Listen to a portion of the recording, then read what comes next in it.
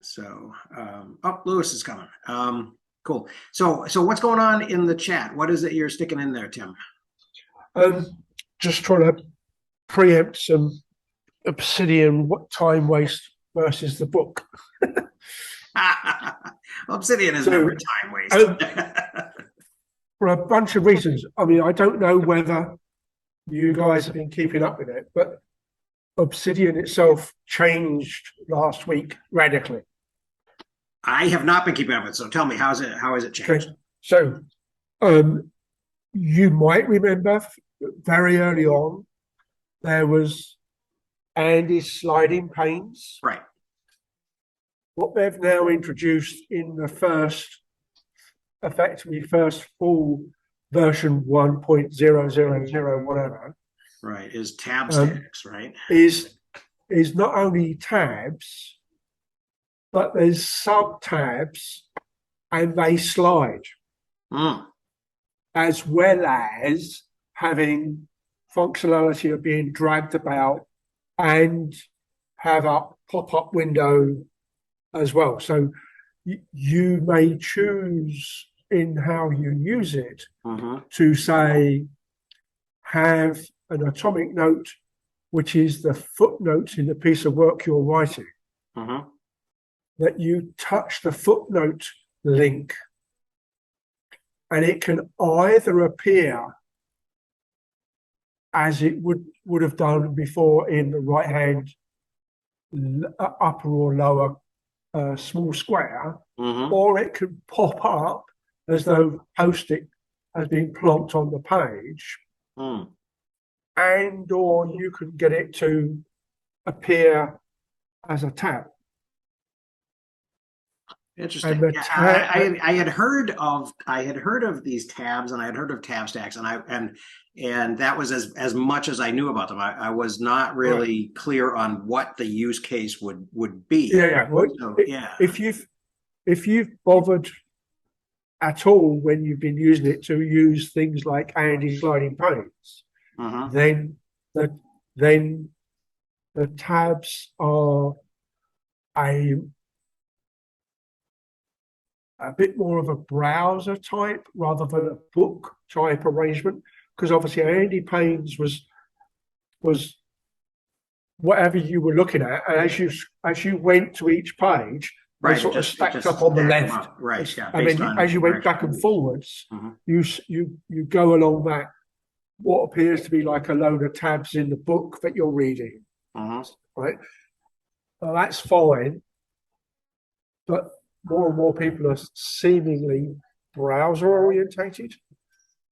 So they've taken that and made it as though you're in Chrome or Brave or Safari or whatever, such that you can keep track of a number of pages, and they're obviously therefore you're effectively one click away.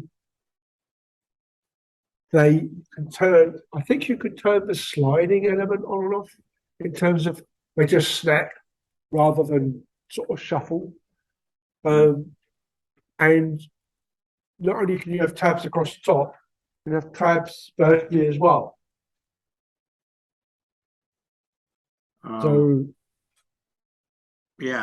Lewis says he's getting a lot of echo from your from you. Oh, wait. I'm not, so I'm not sure exactly what's going on. So is that better? Oh, that is better actually.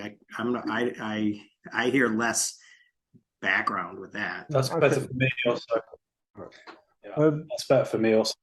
Change that. And the video tuber on the second link has done a version 1 video, which I think was like the week before the one I've linked.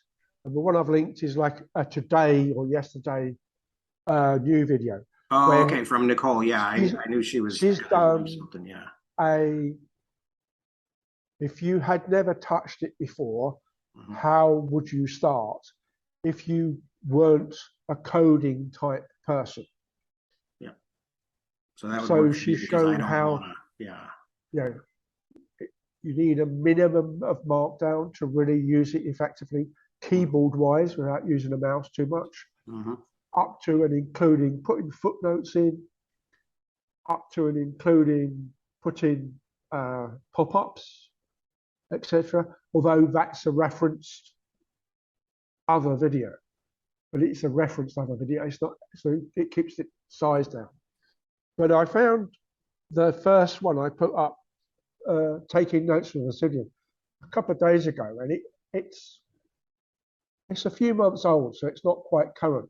But I found it a really good, get all the complication, take it back to basics. Is a version of a minimum that you could do. So because it's a couple of months old, I can't remember what the date was off the top of my head, but it's a couple of months old. Oh yeah, it's August. Yeah, so it's pre tabs. Yeah, but we knew tabs was coming. First reaction when you first started to. Yeah, we knew. I remember hearing that tabs was coming, but when .16 came out or whatever. One of the last full-blown certification training sessions I ever went on, I ended up with using about 90 tabs on the 300-page course book, all round 3 sides, because you can only put them on 3 sides. And so whether that's a version of sliding panes because I had a physical book, or whether that's a browser type tab, it's just slightly more integrated, I think. You know, whereas Andy's sliding page, you had to have a whole strip down the side, and that, I'm only working on a relatively wide notebook, laptop, so that quarter of an inch 8 times over is a lot of real estate. Right. For you guys sitting in an office that don't need to go anywhere with your 97-inch wide, super wide curved screen, you have a slightly different perspective. Yeah. It's actually a pair. Mine are a pair of 3-foot screens. Right? Yeah. And it's like, as much as I like working at home, for a whole series of reasons, because I don't have much of a view, I tend to crawl around the coffee shops. There's my Monday one, there's my Tuesday one, and my Wednesday one, as it were. Right. Just so I get different views and different coffee. And on those days, I don't need to go somewhere to actually see the client or see the work or whatever.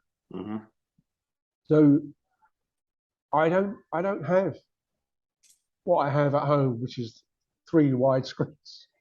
So, except for when I'm at home.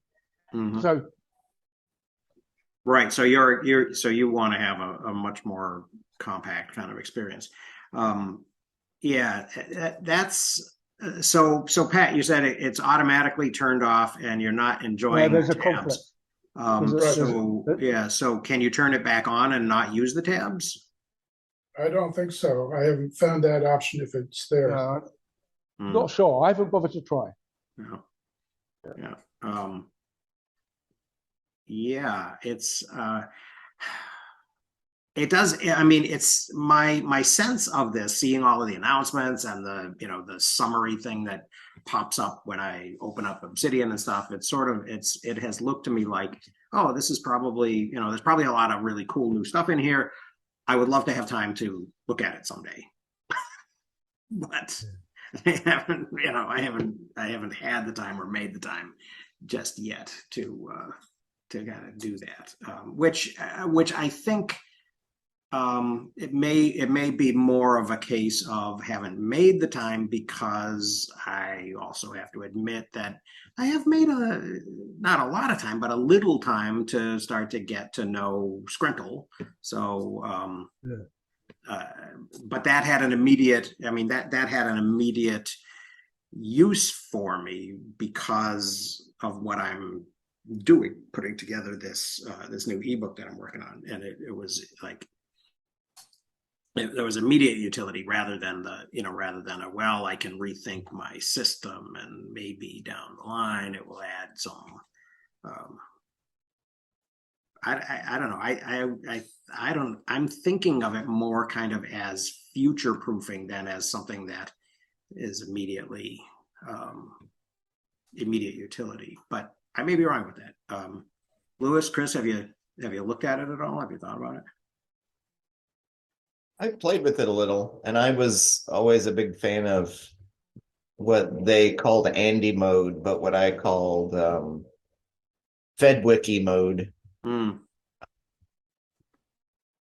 But I don't know. It's I had to change themes because the original theme I had didn't quite work, and theme one way or the other is fine, but it really, my day-to-day use has not changed an awful lot. It's, it seems slightly cleaner and easier. Mm-hmm.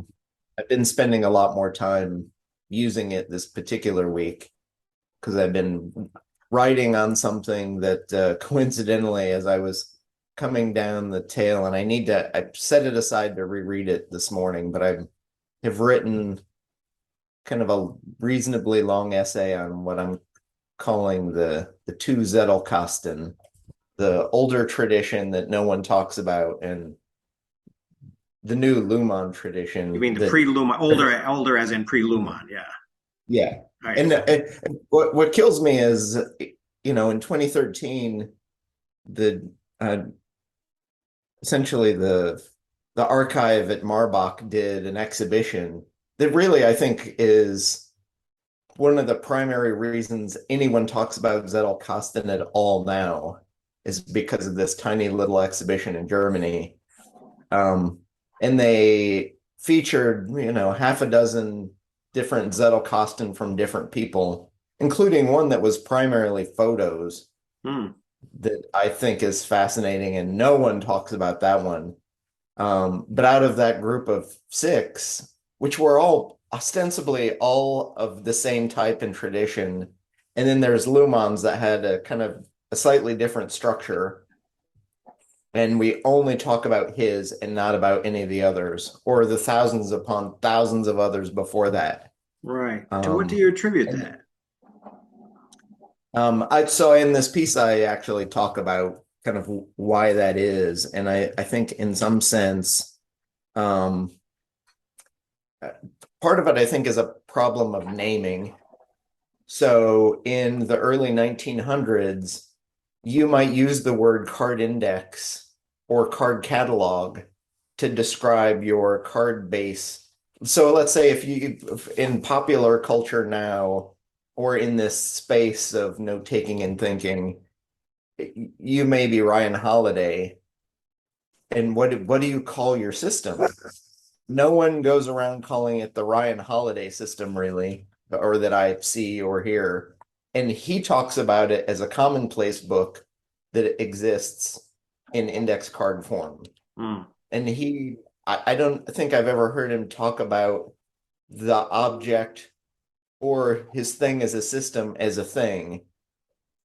If he does, he may call it a commonplace book. But if anybody sees or remembers something like that, I'd be happy to hear it. So if you have in the early 1900s a card catalog, that's what you call it, but you don't give a name to the system or the thing itself, which dramatically hurts it as an object for use, both for you and to spread it to others. Because if you don't have a name to call it, how does it spread more easily?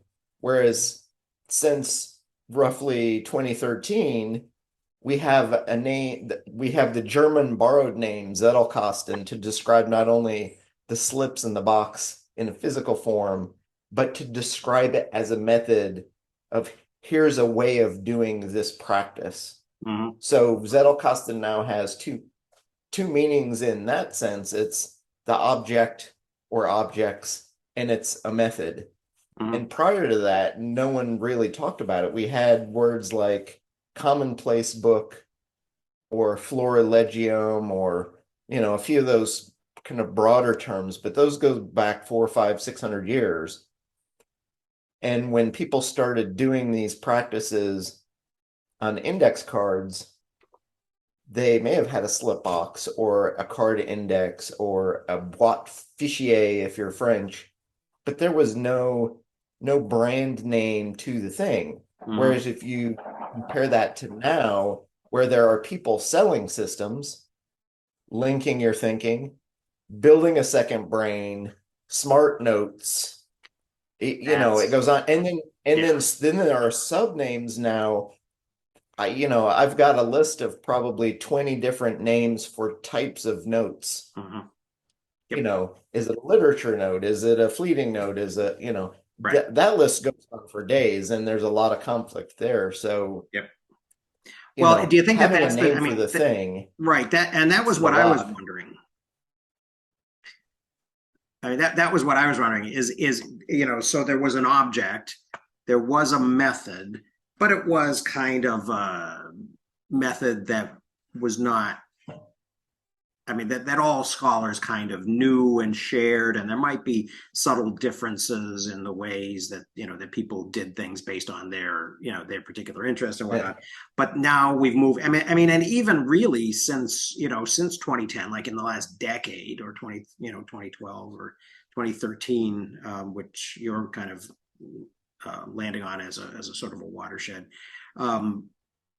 It does seem like there has been this proliferation of, people wanting to kind of make their bones on differentiating, and it has become a marketing. I mean, almost like, I get these every week. I get an email from Scott Shepard, for his list, and it's like, come on, dude.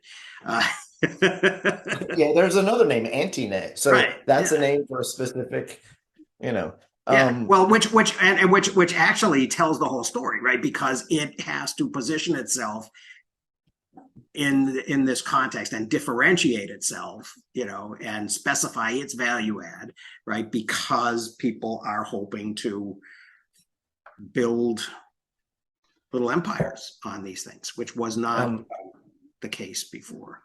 The other thing too is, to a great extent, a lot of the advanced versions of this are really only seen in academia or among the learned. Mm-hmm. So I've got probably at this point 20 or more people writing about or creating handbooks or books or textbooks about these methods. Mm-hmm. And almost to a one, every single example I found in the historical record are all written by academics. And even at that, the vast majority have written for academics. Mm-hmm. And then the rest of it is tradition that's handed down from teacher to student. So you may be in a class and a teacher will have used this practice before and explain it to you,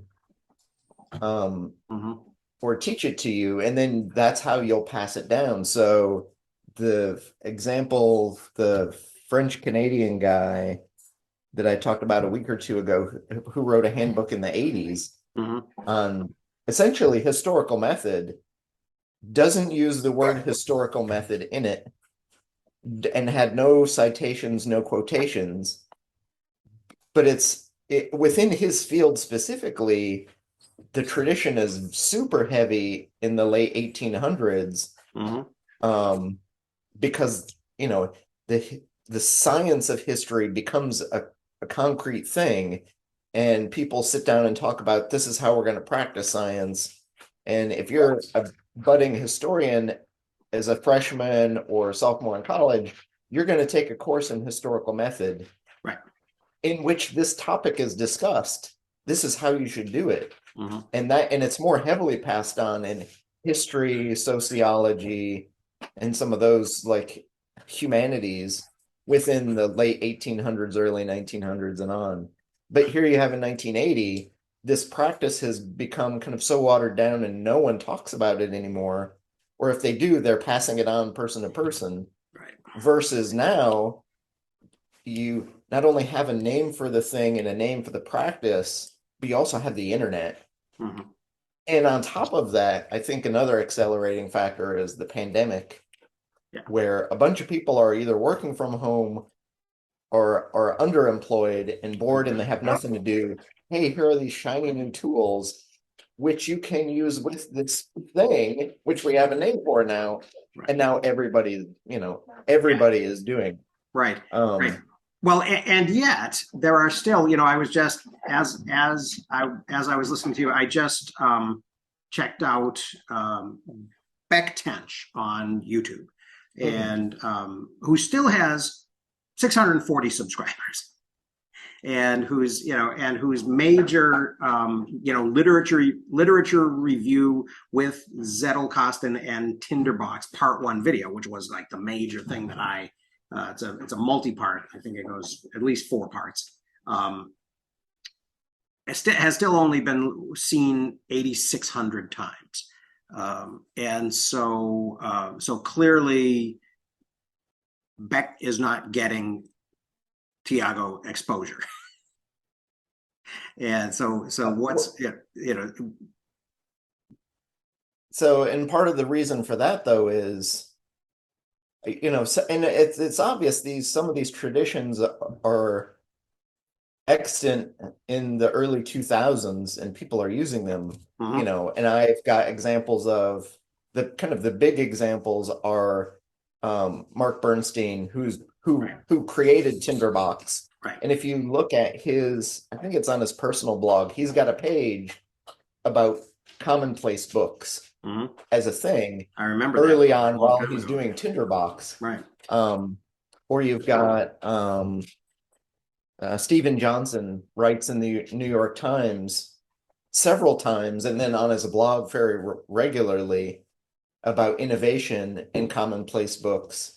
And he gives examples of older commonplace books, like I'm pretty sure he's got a Charles Darwin example somewhere along the way. And he talks about his method essentially using it in DevonThink. So it's out there and it's at a low brew, but it's not getting kind of the reach and the popularity. Right. And a couple of blog posts along the way are not really enough to describe what this thing is and how it works and what the long-term benefit is. I think enough to get people into it as a thing, or how do you practice it? So in Tinderboxes, there are more people using it than the core group, but the core group, guess who they are? They're all hardcore academics over the age of 50. Yeah. And most of them actually over the age of 60. Right. So they're all people who had this index card practice, or likely did, growing up in their early academic careers, but were tech forward enough and early adopter enough that when Tinderbox shows up, hey, this is a better, more interesting way to do this. So let's do that. But you go to a Tinderbox meetup next week, and you're going to be the youngest guy in the room. Yeah. Yeah. Well, not me. Although, and interestingly, there are quite a number of women who show up to those, which I think is, stupidly fantastic. So it was a very inclusive group, very early on. Right. Right. But it was kind of, I remember seeing sort of use cases of Tinderbox when I was trying to kind of figure out how I was going to use that and learn that. And I did use it for my dissertation. I had little cards for like every single freaking letter that I read in the Cornell archive. And the use cases were like, oh, I'm a city planner in Boston. I've used it to, design this new, sewage system or something. I mean, it was just like there were crazy, sort of outside of what I was doing, kind of academia use cases for that. I do think that maybe that is, that was an advantage of it, but also in a way kind of a disadvantage. Sort of, well, how do you pitch this as a solution for a particular audience? If people, if it's that broad, and really if also, I mean, and the thing for me about Tinderbox was that the learning curve was so high that I was never going to be able to do what Beck could do with Tinderbox. I was never gonna, invest that much in it. But we're kind of going down a rabbit hole here. So I should probably pull back a little bit I'm watching the kind of the chat scroll by as we're talking too. And I've had Tana on my system for, I don't know, Stian kind of did an onboarding, one-on-one thing with me,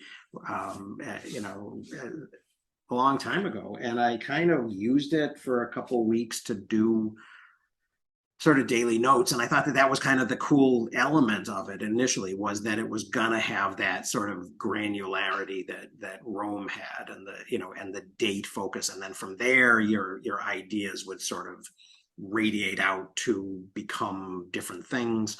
I have to say I didn't really follow up on it. I open it now, and of course it's got the splash screen from the new, from the actual launch, or it's not a launch. I guess it's still in beta, right? It was an unsecretization of it or whatever.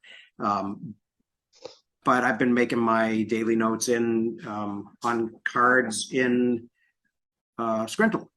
So Yeah, what's fascinating to me watching, and I think a lot of the magic people imbue into both Rome research, pieces of Obsidian, and especially Tana, I can almost draw parallels. People are essentially building UI for notes that goes back to what Beatrice Webb talked about in, I think it was 1926, she wrote My Apprentice. Right. So she had that, and I've actually found it now too. She had an appendix on note taking that she and her husband expanded in 1932 into a full book.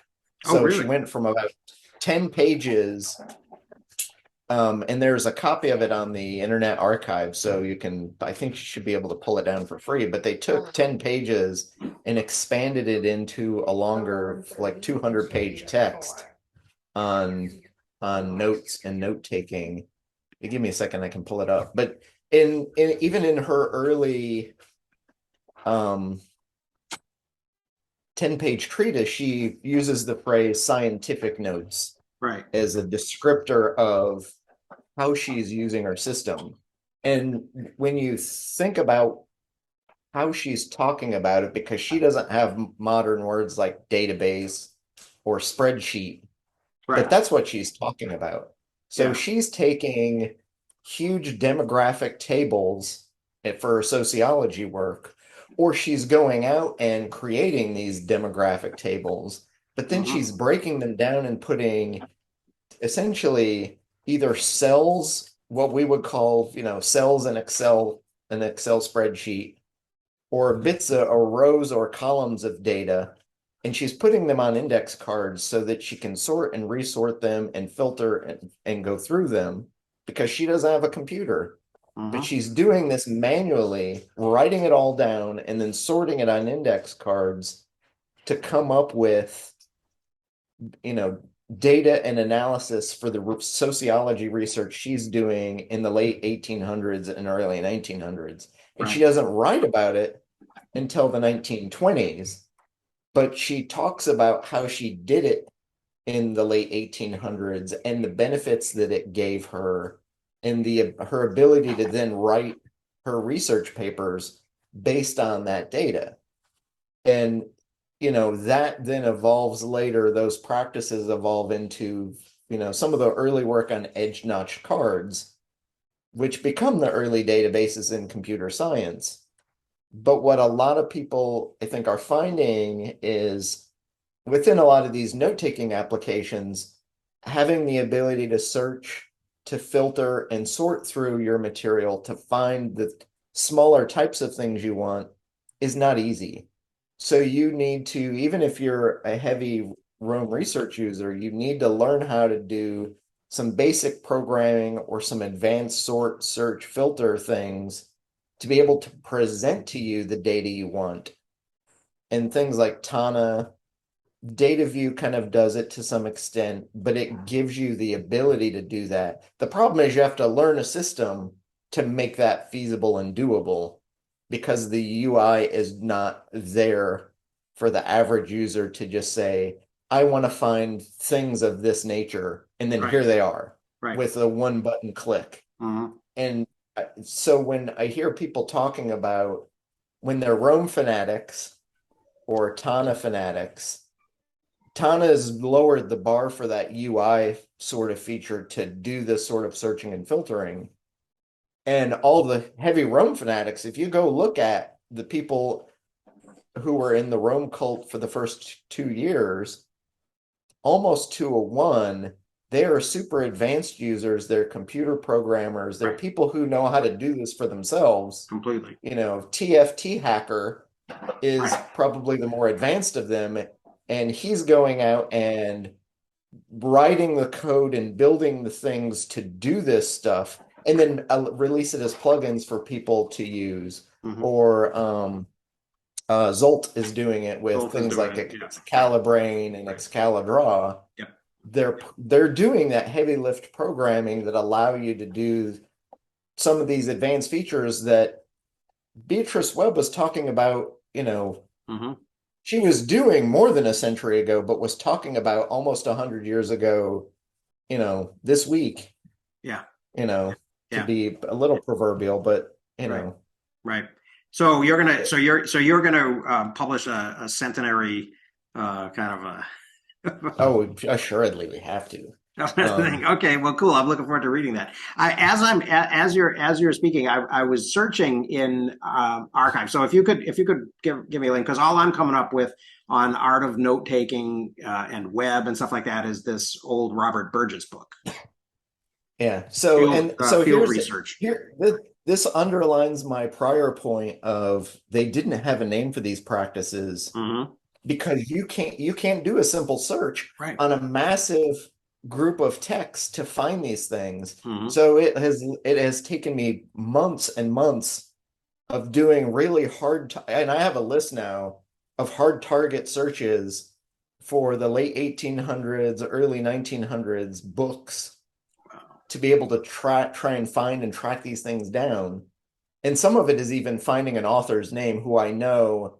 So somebody like, you know, I have read enough history and seen his name enough that I can intuit that Jacques Barzun knew this stuff. He used it. Right. I can read his material and I know in my bones from having dealt with this area enough, Jacques is the guy. Somewhere in his writing, there's going to be something. And guess what? Sure enough, You found it. in this last week, I have found it. He literally wrote a textbook manual how to do this, or within it is how to do this note taking, and essentially how to write a thesis, how to build an argument, how to all of it.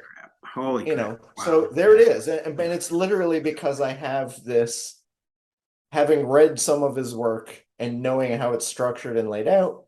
I know I know he does it. Mm-hmm. And then you go looking into the record for how does he do it? Did he ever write about it? Mm-hmm. And it took forever, Mm-hmm. but now I have like the book that says, here it is. But the problem is they don't have, it's not the, you know, Conrad Gessner method. Right. Had it been named that, Right. we would all there would be a Something to massively point to. different story today. Right. Yep. But going in and digging these things out, you know, and a lot of it started, I think the beginning of it, I've heard about somebody mentioned Roland Barthes somewhere. And it was like, oh, okay. So I went in search and I'm like, and I actually reconstructed in French, what would you call this?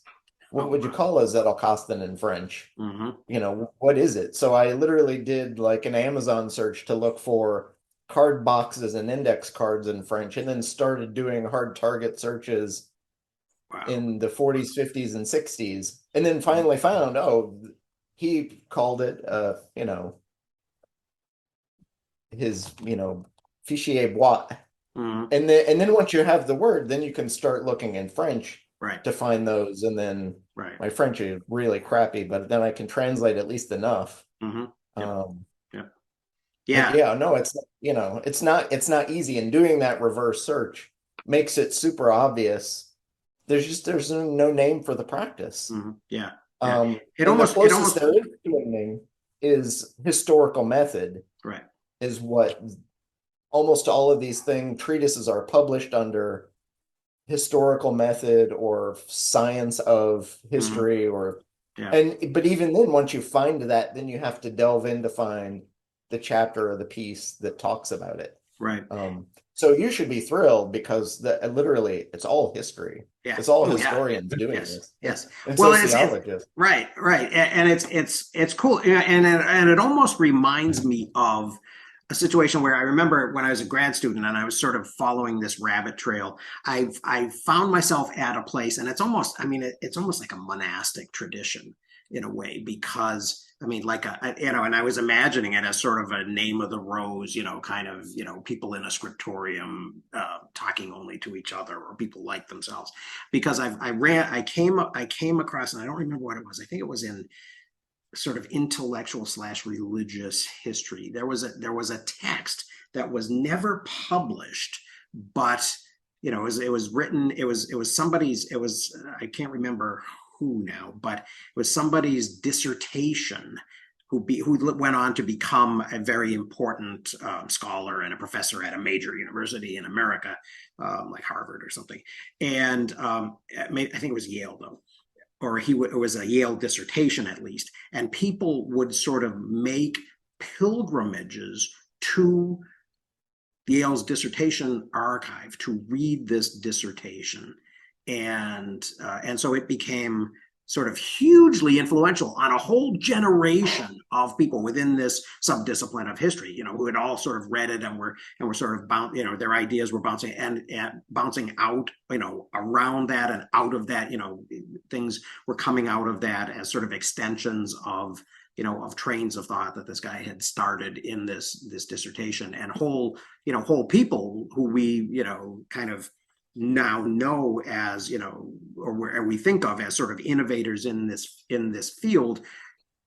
A lot of their stuff sort of originates with this, and you can kind of, if you know that there's a secret thing there, you can kind of trace it back to say, oh yeah, okay, that connects to there, and then you can connect things to other people who went in other directions with it.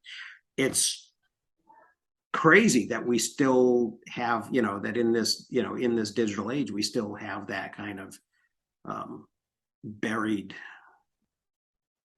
It's almost like a subtext, kind of, or a shadow narrative that's kind of following, under the surface, that's still kind of directing the other thing that makes these things more hidden, and not only the transmission modes, but the value to the everyday citizen of a lot of this stuff in the early 1900s was zero. Yeah.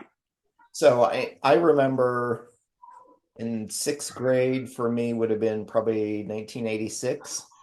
I had a 6th grade teacher who, we were writing a short essay, and it's one of those first things in school where here's your first essay. Mm-hmm. We want you to write 3 or 4 or 5 pages about a topic, and you need to go to the library and do research and read some books. And you can only use one magazine, and you can only use one encyclopedia as the minimum. You can't use 4 encyclopedias to write your paper. Right. But those 2, and then you need to have at least 2 or 3 books, I think, was, and I think this was probably a popular exercise for decades. Oh, absolutely. That you get this assignment. Yeah. And our teacher was like, you should go and read things and write notes on note cards, and then you can shuffle your note cards to make an outline to write this 5-page thing. And I was this stupidly super bright, nerdy, pain in the ass kid in 6th grade who could read 50 books and remember the vast majority of all of them. Right. And I just had that memory. So for me, I looked at it and was like, why would I bother taking these notes? And literally the taking of the notes and writing on the note cards was 80% of the grade, Right. which was not conveyed to me in the process. It was my presumption was the grade is going to be on the paper that you produce at the end of the day. Right. Right. And for weeks I struggled with the teacher, like, where are your note cards? What's going on? I see nothing. Mhm. And then like the day comes, so literally the night before I churn out this 5-page paper and hand it in with better footnoting than any of my peers. Mhm. And they apparently the papers got put into some essay contest, which I ended up winning. And my teacher looks at it and she's like, "This is phenomenal, but where was all the work along the way?" And I'm like, "No, I just kept it in my head. It's it's just a couple books. Doesn't I read everybody in do 5 that? pages. Isn't this just how it works?" Mhm. And so but that becomes the problem is for a lot of people, you can read a book and remember it for 2 or 3 weeks or a month, Mhm. or you'll at least remember 5 years from now the main thesis and the fact that you read it. Right. But if you're an academic and you need to build longer horizon arguments, and that thing you read as a grad student may circle back around for you in your 50s Mhm. as some new fabulous thesis, but you're never going to have remembered it. To the tiny incunabula 20 years past, Right. you can't do that. But Right. if you're Jacques Barzun or, Umberto Eco, and you've been doing this your whole life, Mhm. you have that as a resource. You can pull it back up. Right. You may have even some gray inkling in the back of your mind that this thing exists and Mhm. be able to go look it back up. But if it's in your box, Right. it's stupid dead simple. But to the average Joe in the 19th century, without a computer or without a need for this, or Mhm. without a job or some function that having that tidbit of knowledge stored away, it's useless. Right. I remember reading for every within a corporation or the corporate world, you need roughly one employee for every 12 filing cabinets, large standard filing cabinet that you have, to have somebody to maintain it, to use it, to access it. So in a paper world, that's it's a huge effort. And the Mhm. average person without a computer and the ease of filing things away and storing them and keeping them, you just don't have the time. Mhm. But with the internet and information overload, it makes a little more sense for the average person to think about a practice like this. Right. Right. Well, and yeah, and I think I would argue that probably, you say that the average person, back in the day had no need for this. I think that probably that's even more the case now. The only advantage that we have is that our footprint extends globally, right? So we can, so there are even fewer people as a percentage of the overall population now, but at least we can find them, right? Yeah. And it's easier to find that find your tribe. Yeah, in an right. online. Because it would seem like that all of those things that made it not interesting or necessary or whatever or relevant for the general public have only accelerated and increased with information at your fingertips on your phone, right? So so people have even less of a need to do this unless they're on the creator side, which actually ironically we thought when we were all kind of starting the internet that was going to create this renaissance of maker. Oh, thank you very much.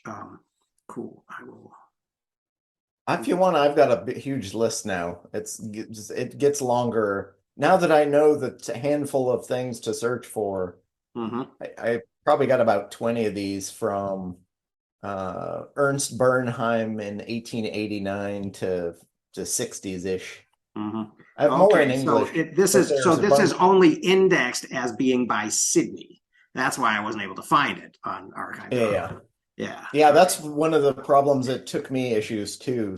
And it literally took me doing the search of, so I think that my keywords were sociology and his name, because eventually realized, okay, here's a woman in the early 1900s. Right. I really should look for the man's name, Right. and that becomes the key to finding the wealth. Right. Yes. Yeah. That's ironic. Um, yeah. So this is, yeah. I mean, I thought, and I did kind of buy into that whole idea that, that everybody's going to be a maker. Everybody's going to be sort of putting their stuff out there, and we're all going to have this conversation. I mean, and I remember getting super excited, and I've probably said this so many times it's boring now, but when like, what was that Andy Hertzfeld thing on the original Mac, HyperCard came out, and I thought, this is it, this is the moment. We're gonna have this is the final encyclopedia, was what I was thinking of it as, which was a term that somebody in science fiction used. It was the guy from Minnesota, Gordon Dixon. Yeah, or even simple card file in Windows 3. Yeah. Mm-hmm. It may not have had the hyperlink, etc., but it was a decent flat database. Yeah. I actually liked Windows 3. Windows 3 or Windows 386 were like the last Windows that I actually liked. Well, it really took off properly when it was Windows for Workgroups or Windows 3.11. That was 91, 80, 92. 80. Oh, I thought it was 89 or 90. But yeah, I guess maybe 89, 90 was Desk View getting crushed.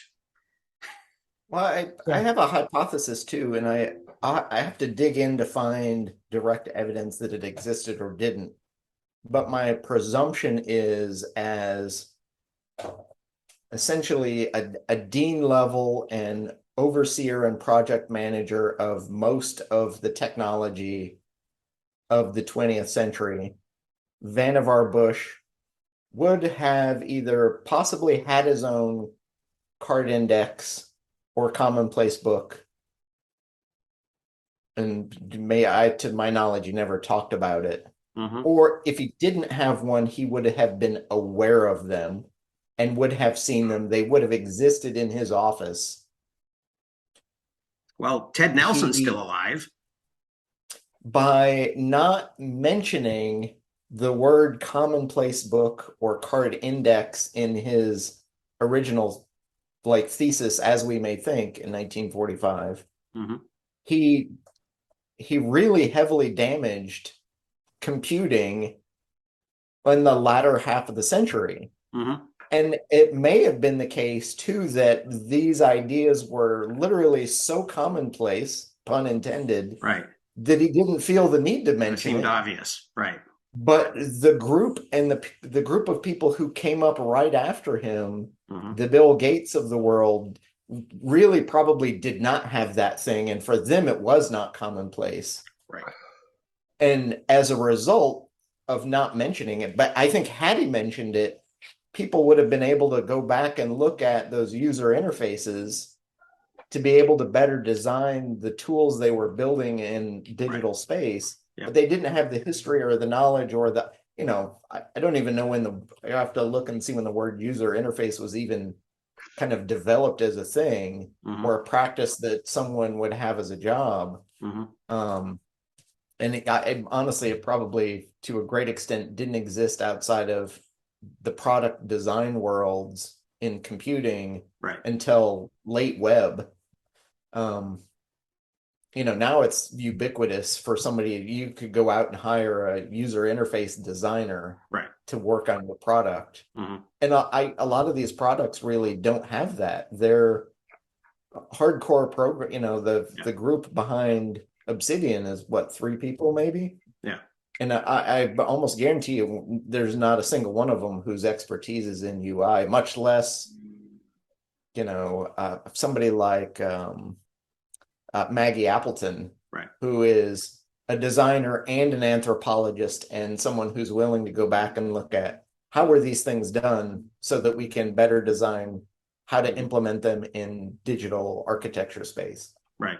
You Right. know, Yeah. you need those people. Yeah. It's kind of weird. I wonder if seriously, I wonder if like Ted Nelson, or like Jaron Lanier, but he would lean on Ted, would be able to like kind of connect the dots there, because it does seem like there was a moment when that first generation that came out of Los Alamos and the Manhattan Project and all that was probably very much aware of the fact that they were not reinventing the wheel at all or inventing a new wheel, right? They were just finding automated ways to do processes that they just thought were so universal that they didn't have to talk about them. But yeah, I've never had that. I mean, personally, what you're saying kind of fits into, I guess, I'm having a confirmation bias moment, because I've never been that impressed with Bill Gates, and it sort of fits in my sort of impression of him as a kind of a half smart guy, that he would miss that important point that that this is not new. And that it's important that it's not new, because there are already best practices out there that we don't have to stumble upon once again. Yeah, it's even when you're Sony or Amazon and creating an e-reader, Mm-hmm. You may think, hey, we're building this new innovative product, but you've got centuries of user research and refinement. Like, you can go look at the history of the book, and books as we know them now were not the same books in the 11th and 12th century. They were slightly different. There were a lot of things that were the same. But when I look at a Kindle has way more annotation space in it than a modern book does. But probably roughly the same amount of space I would have wanted to have in an 11th century book. Right. They had super nice wide margins and were actually designed with massive margin space so that you could write in them. Actually, I saw it on iAnnotate or someplace. There was an image of a little block of text with, it's almost like one of these infinite pages that they give us in these apps now. You just keep, you can keep connecting. You go back to, say, like the Scottish Enlightenment of the end of the period with Newton and Hooke and things like that. And when they were publishing the book, they would buy the book, send it to a bookbinder to rebind it with blank pages interleaved all the way through. So you'd have a 10 by 12 book with 50% of the thickness is blank pages. And it's like, I could think of times when I would have loved being able to do that. Absolutely. As opposed to print the spines with Post-its, etc.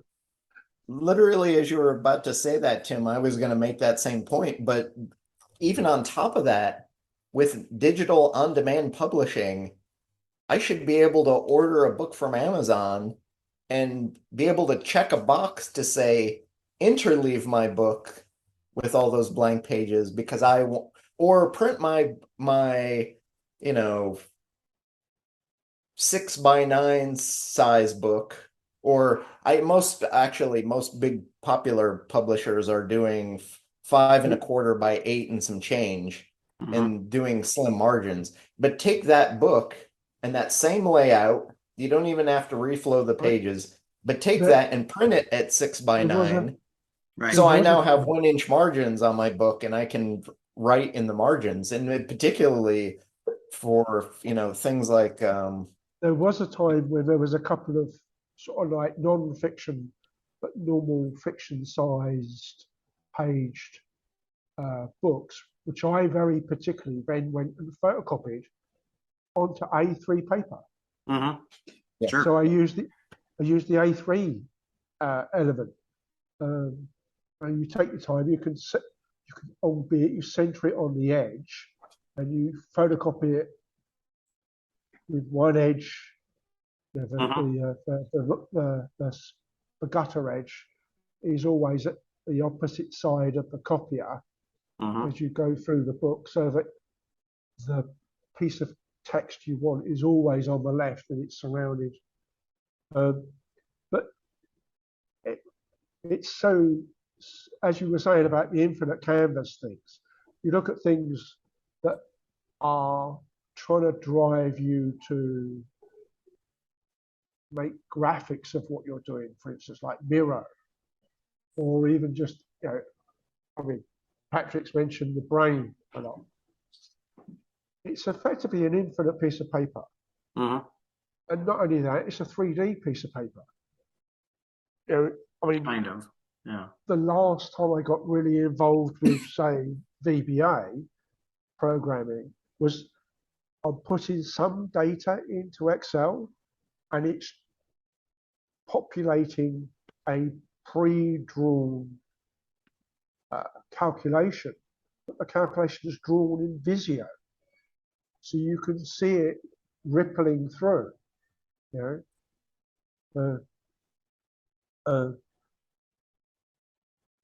those were the days, as it were. But the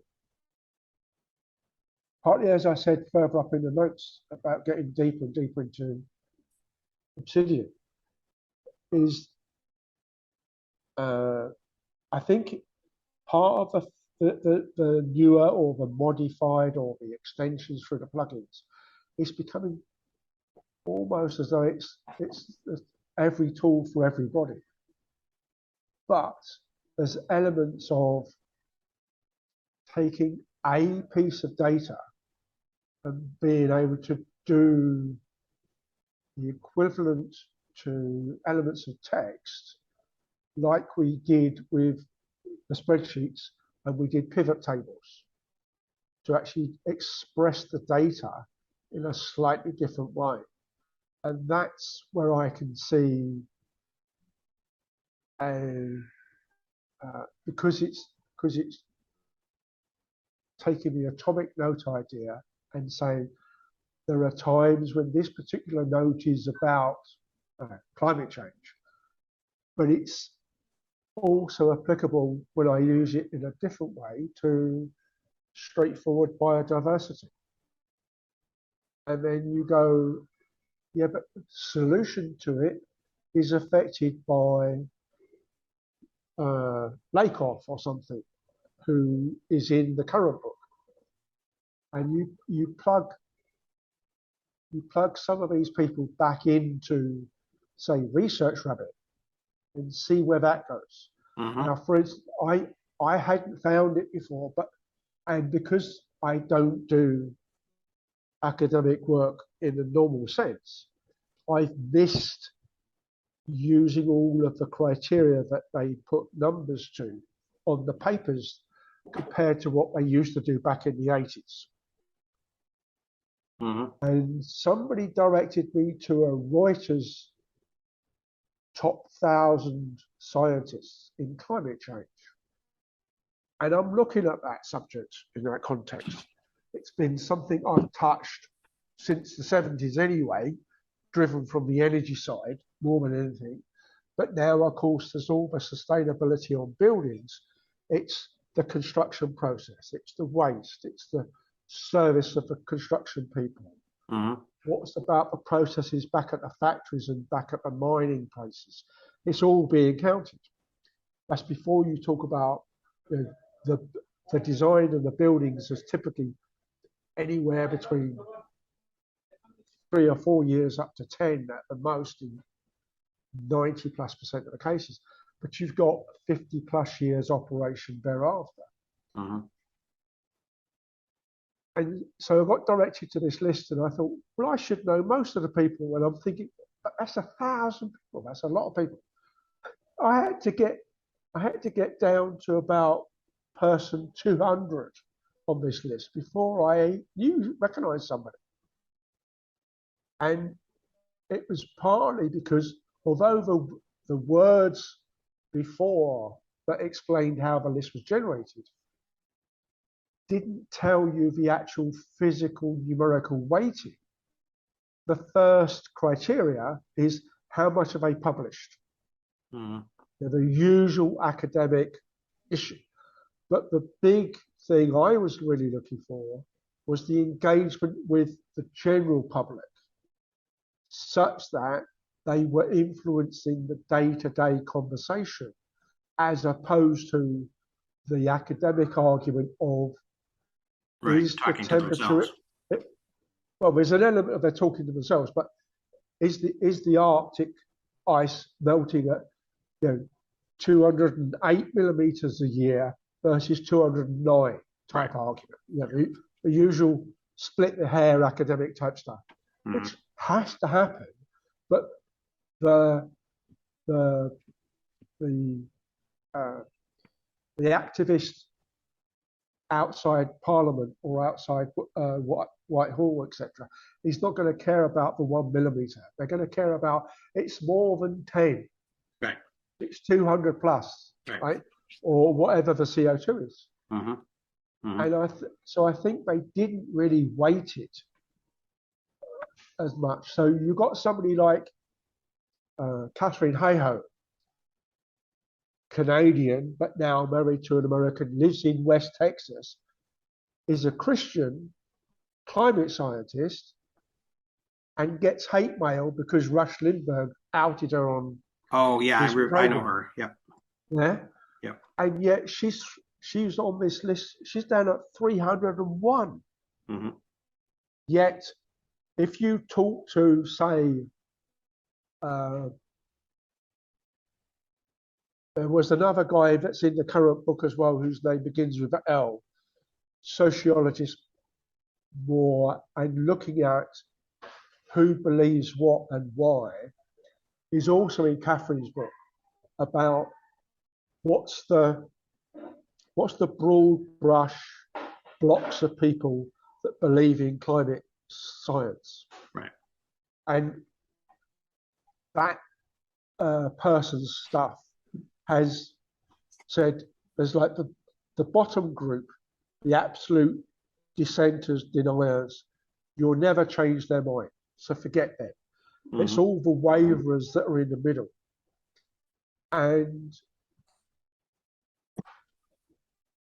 her popular book, Saving Us, which is a bit like this one we're reading at the moment, as in Poorly Understood, although she structures it slightly differently, but it's similar in some respects.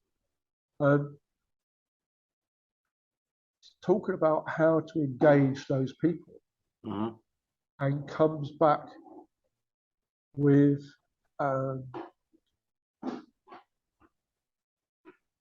being very clear about the multidisciplinary action of this. And I thought, right, I've got 1,000 names, at least 800 of them I've never heard of before. How easy would it be to make a collection in Research Rabbit and dump these 1,000 names in, and just see what the connections, the first layer, second layer, third layer collections would be.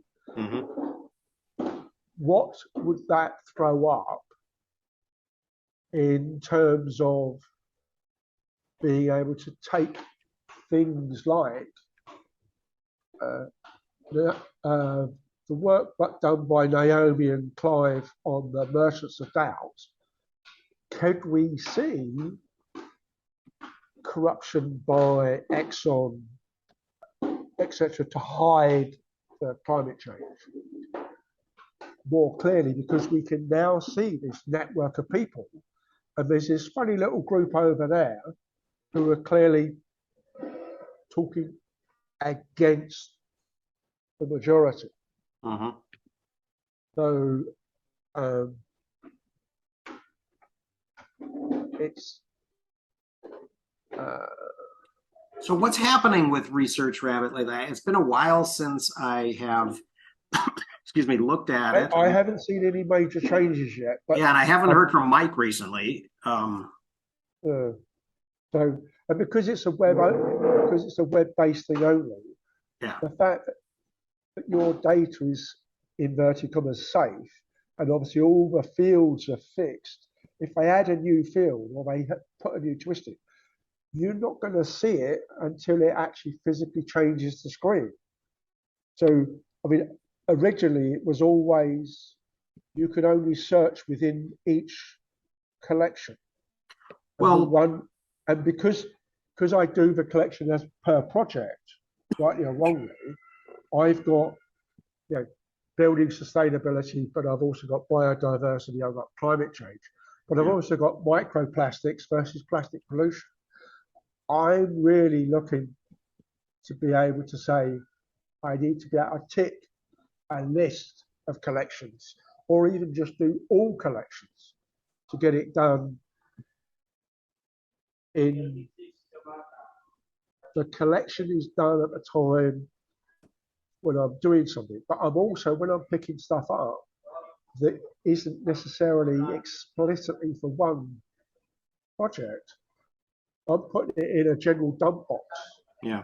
Right, and I must admit, I haven't really bothered to search to see if anybody's actually written anything Yeah. on how to use it best. I'm waiting for you to do that, really.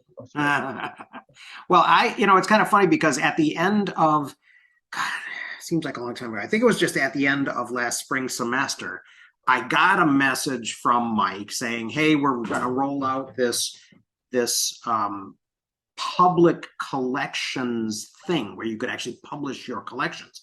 And would you like to, make a collection and and be part of this and stuff?" And I kind of said, I'm really, really busy right now. I'll get back to you.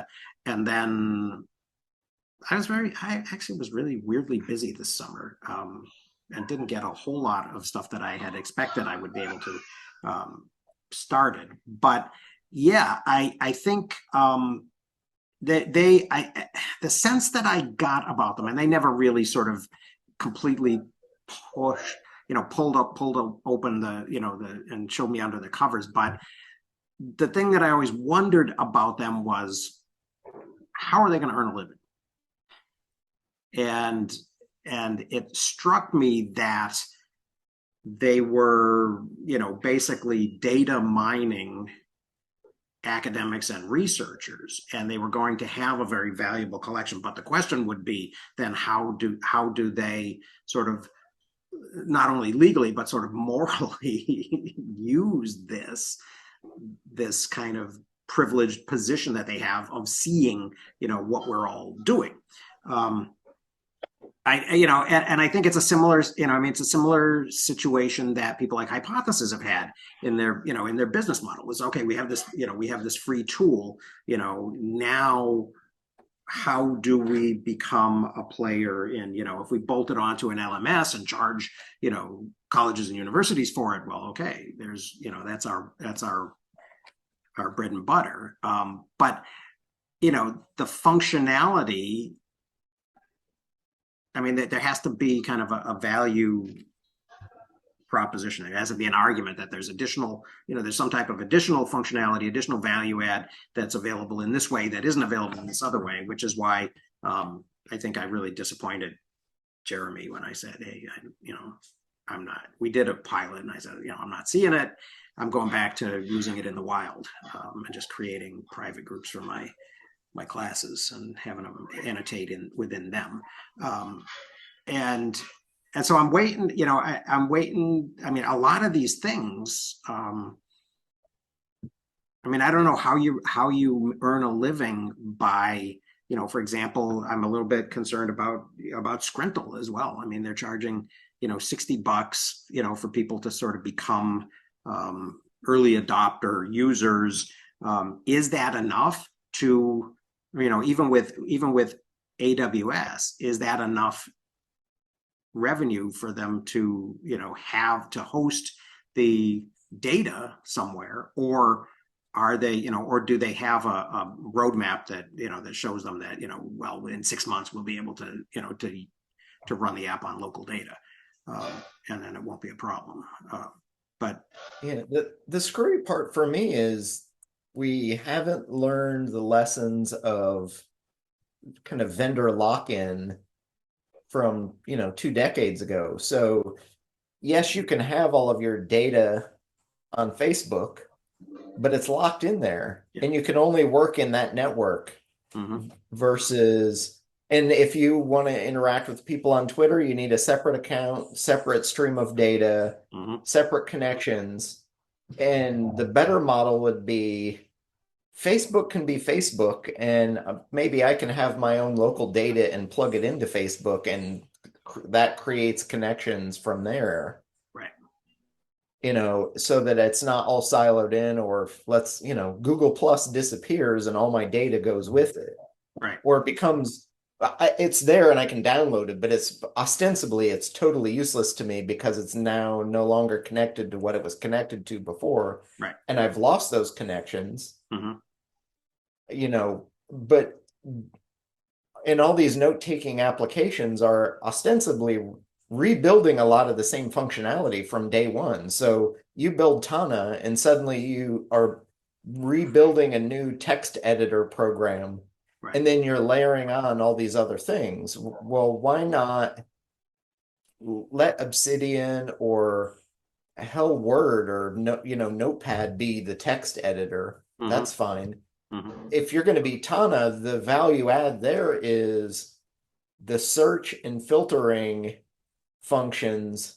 So create a UI that does that and really go all in on that. Or if you're Zolt, build Excalibrain and Excalidraw that do the visual piece that becomes a plugin or a layer that, almost all of these note-taking systems are raw text or markdown files. Right. Some of them may have some HTML. Some of them have, some reasonably standardized versions of metadata with something like YAML built into a header. So let me own and maintain my own store, but then plug it into a tool that can look at my data and show me a graph or show me advanced search functionalities or add those functionalities on top. And then you don't have to do the soup to nuts development and business that everyone else has already done 7 times over to try and lock me and my data in to add your, and then, research on, not Research Rabbit, but Readwise is probably a better, and really what Readwise is doing is not very much different from what the functionality of if this then that is doing. They're creating a plug board that takes data from multiple sources and either puts it somewhere or gives it to you in a prettier fashion or adds functionality. So then, yeah, maybe it's worth $5 a month or $8 a month to have a Readwise subscription, because now I can do something with data I had in 15 different places. And to me, that's a value add that prevents me from having to need to go out to learn to be a programmer to do something with all that data in an interesting, useful, or visual way. And that's the value that I'm willing to subscribe to. Right. Or maybe I subscribe to it because I have all this data and I need to do something with it now. So I'll subscribe for a month or two to have a view on my data. Right. And then I can turn it off because I don't, it's like Netflix, Right.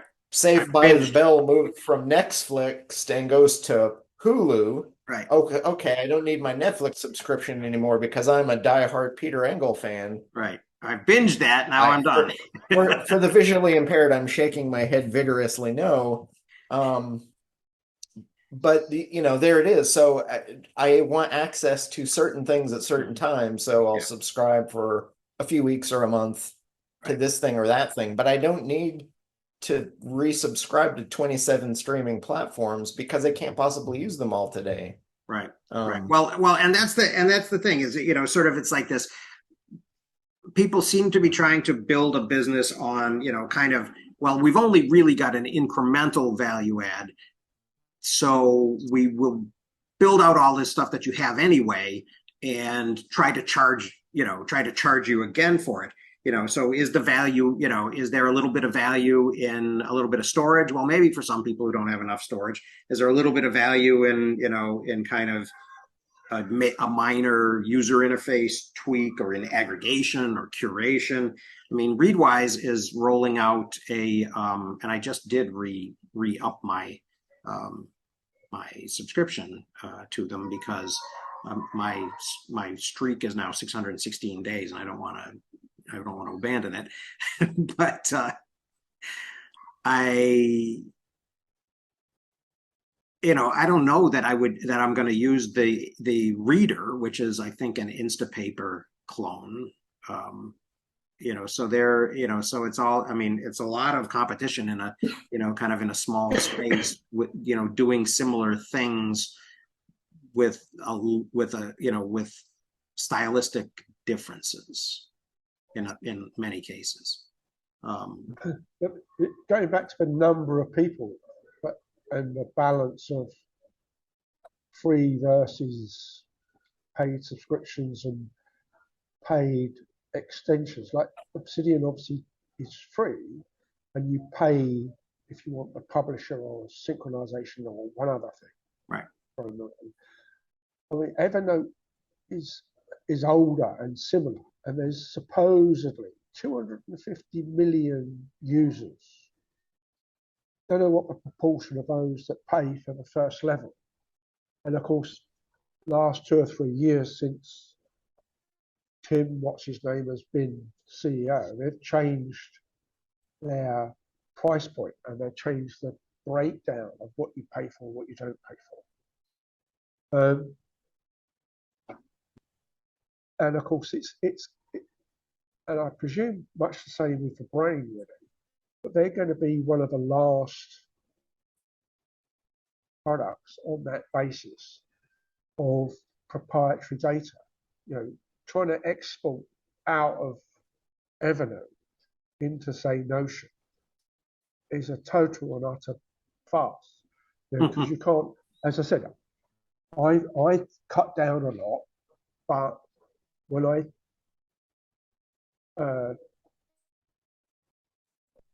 chucked out a load of stuff and looked at duplicates and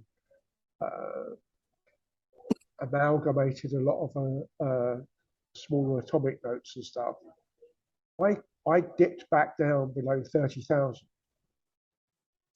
and then I just happened to look at the count, and it was exactly 30,000. It's now 30,048, and it's like, I think, how did I do 48 notes in the last day and a half? I've read like 50 pages. It's ridiculous, right? But I'm beginning to wonder about, a bit like us now, we're a relatively small but very insignificant group in some respects. But if somebody wanted to be able to push us into a certain direction, what would it take? And you just scale it up and look at Boris's election or even Trump's election, and the numbers that the data companies were pulling out of Facebook and Twitter and all that, because they are so big, individually, same as your vote, individually doesn't count. Your individual reading and reactions don't count. The amalgamation does. And clearly there is mechanism to bring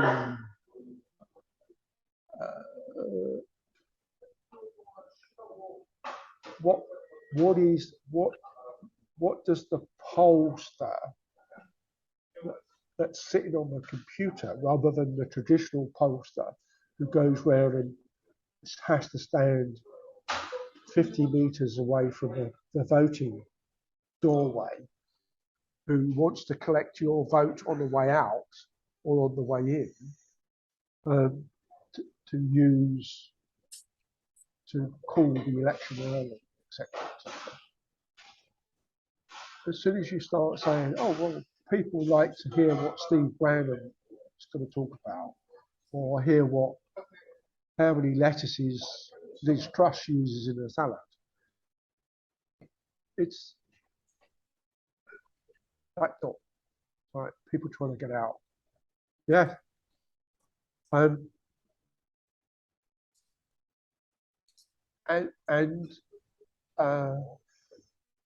how the bots work even just within Facebook for the bosses of the actual Facebook people themselves, and the bots rules turn around and say you can't say shoot somebody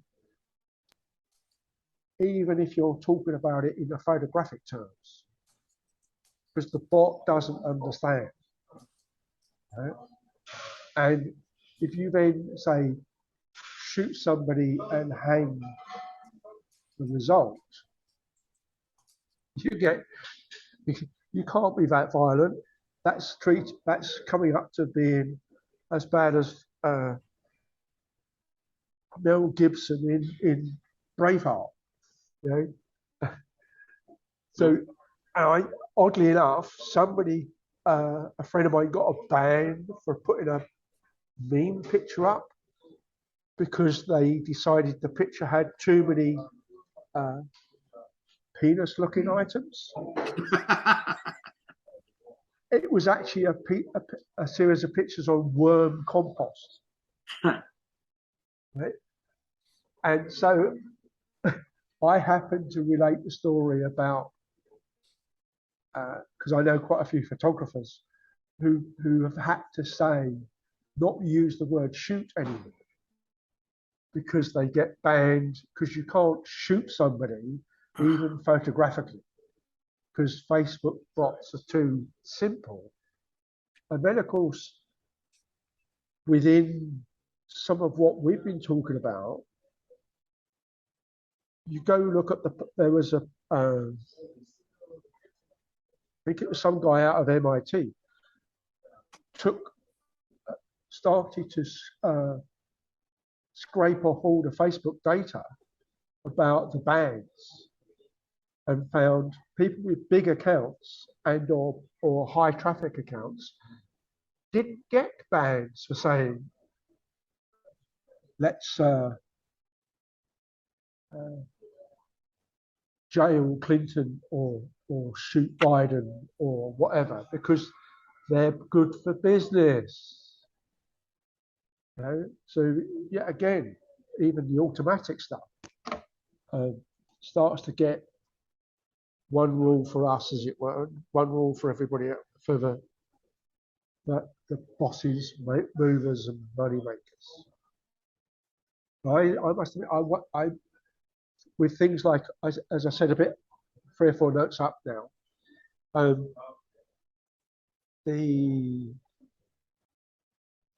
do you find stuff you're interested in that not necessarily defies a normal search engine search, but you don't necessarily want to spend time looking at the 200th item in Google? So there's things like Refind and Clasp have come up, as in you highlight stuff or you link to stuff and you're on a Refind account, and then people that have read similar stuff and or upvote your reading, a bit like you upvote the comments in Reddit, starts to make an opinion, and then you get stuff back out of Refind or Clasp that is similar but not exactly the same. So you start getting introduced to other people or other lines of thought, which is great. But it would be so easy to gain that. You know? I mean, I think of it in terms of there's a Swiss company that made, after World War II, made a machine that was a bit like the Enigma machines that the Germans used to do their codes, right? Yeah. Except it happened to be a West German and a CIA front company. So of course they're selling this machine, knowing how it works exactly and knowing what all the settings are.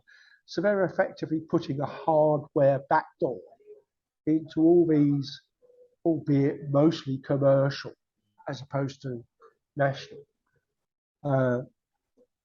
So they've been able to read all these messages that were supposedly encrypted. Mm-hmm.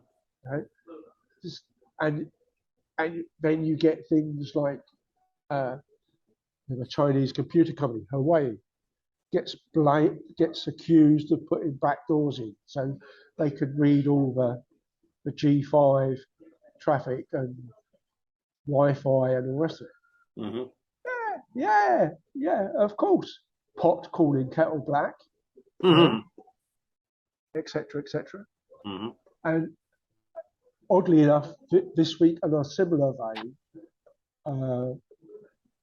a friend of mine who happens to be Lebanese popped up and tried to make a big deal about a 2017 speech by Craig Murray to St Andrews University about what the real reason was for Gulf War II.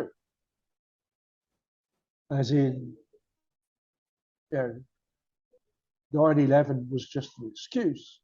So the implication was, of course, 9/11 was a hoax in its own way. And I said, yeah, but Craig Murray was an ambassador for like 2 months because he didn't like being on the other end of the extraordinary rendition traffic. So he made a big fuss and got kicked out of his ambassador job, Uzbekistan. And yes, of course, you go see the Valerie Duplain affair, or you read her husband's book about his life. There's a big chunk in the middle that explains exactly what happened with the yellow cake stuff. There wasn't enough trucks to move that amount of yellow cake. I mean, it's how difficult is it to make up something that would be at least viable. And so how easy, as soon as we all become electronic and we all believe the chit chat that's on Facebook, say, or Twitter, and we've got no easy way of checking back as to, is that person Dan a real person or is he a bot? If it's just all you've got is the Twitter account or all you've got is the Facebook account, etc., how do you know? At the moment, they're pretty easy to spot, but you've also got to have the incentive to look. Mm-hmm. Yeah. I mean, email wise, I just know that there's nobody going to give me a share of $39 million, no matter what their name is. And which bank they happen to work for at the time. So, Tim, I have to say at this point that it is 11:31 where I'm sitting, and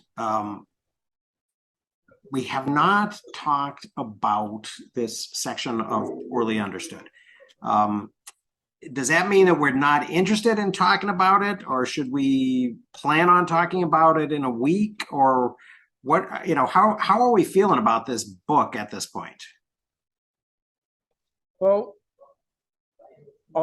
I've left it open a few bits back from where I've read, and there's this partly because of the UK and partly because at one point my then wife was working in the benefits department.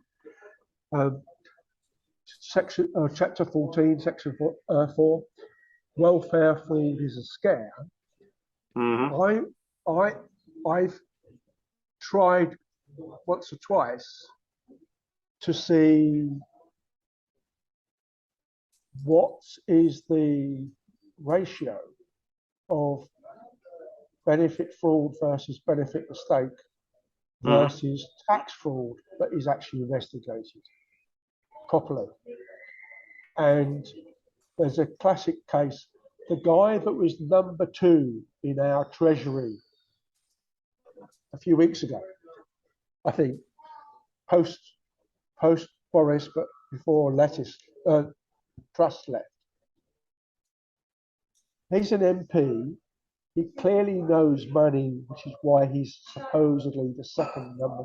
He's the number 2 person in the treasury, yet happened to accidentally put the heating costs of his horse's stable on his MP's expenses, as clearly horses in his stable are obviously a concern of his constituents. So, if our supposed good people are doing that, all those people that are the powers to be in the back rooms, Amazon pays 0 tax effectively in the UK as a company, right? Yet all the employees for Amazon in the UK are on pay-as-you-go tax, taken at source by the employer for you because they're doing you a favour, and given to the treasury. Yeah, for me, I think there were some moments in this. I thought that the fact the fact that a lot of these benefits have really gone historically, and they're using, of course, U.S. data mostly, but that a lot of this has gone towards reducing the poverty rate amongst the elderly, which makes it very problematic that now they're really, kind of in the background trying to dismantle Social Security is interesting. Section 4 here started off mostly with the reducing the child poverty. Yeah. And that I thought was quite impressive achievement in that sense. Yeah. But, yeah. Although along the way, I also kind of got the impression that some of the stuff that they were saying was along the lines of, half of all Americans are of below average intelligence.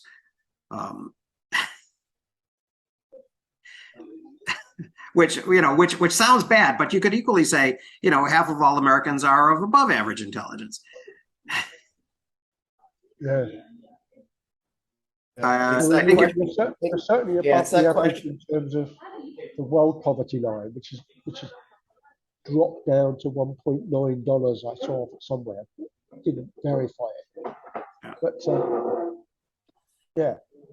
I think to respond to Pat and Chris, there was that classic tourist book, do the US on $10 a day. I now think it's like $50 a day. Right. Current edition or something.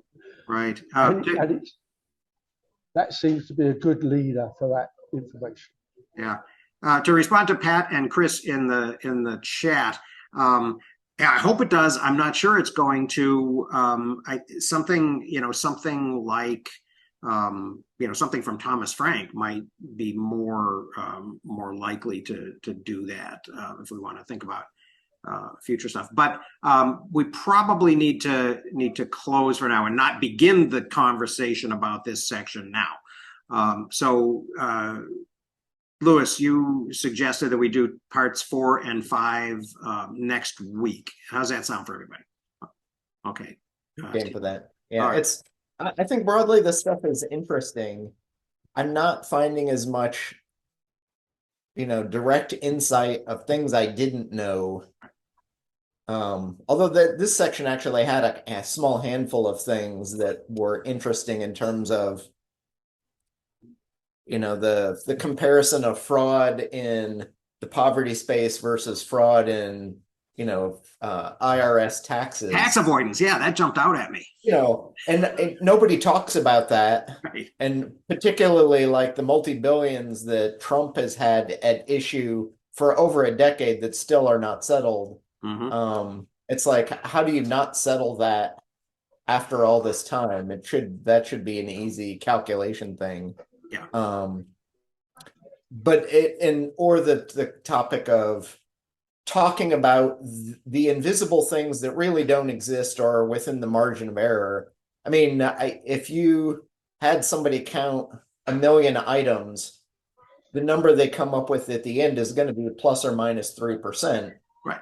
And that's just a statistical likelihood of anybody counting anything. So that's the base error rate for almost anything. Right. So to have such low error rates, or the question of the Republicans who want to say, hey, there's voting fraud going on. And then invariably, every time they check into voting fraud, the margin of error is literally below our ability to count it in some sense. Yep. And then separately, the issue usually is when we do find those errors and voting fraud, a lot of the time it's actually Republican politicians who are doing the fraud themselves. Literally, they live in one state, they vote somewhere else, and that's the fraud. They're voting where they shouldn't be voting, and it's the politicians themselves who are at fault. So, that kind of stuff to me is, we talk about it, or it's talked about as a way to make us scared of a thing that does not exist. Yeah.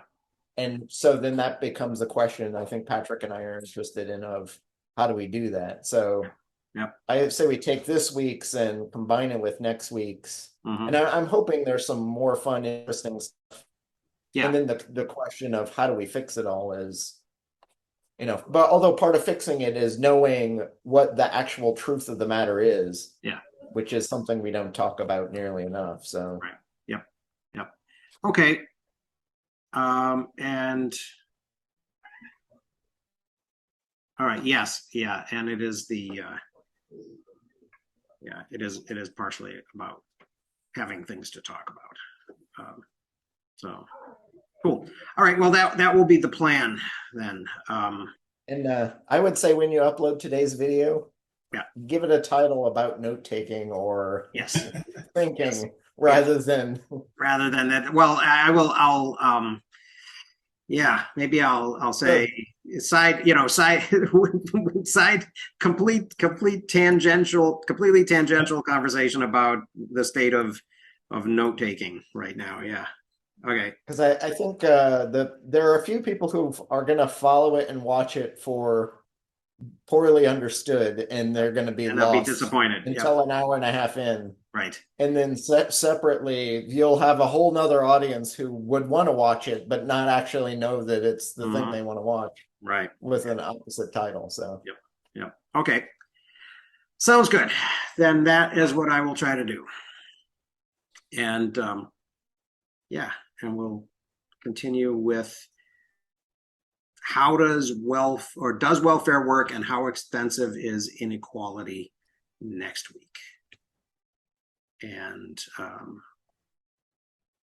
then that will leave us only the kind of pulling it. Well, and as I'm looking at the final section, it's why do the myths persist and reshaping social policy. So maybe that one will be the one where we really, kind of get to the things the questions that we're asking now, but we'll see what happens. All righty. Thanks. Good talking with everybody. Thanks, everybody. Yep. Have a good one.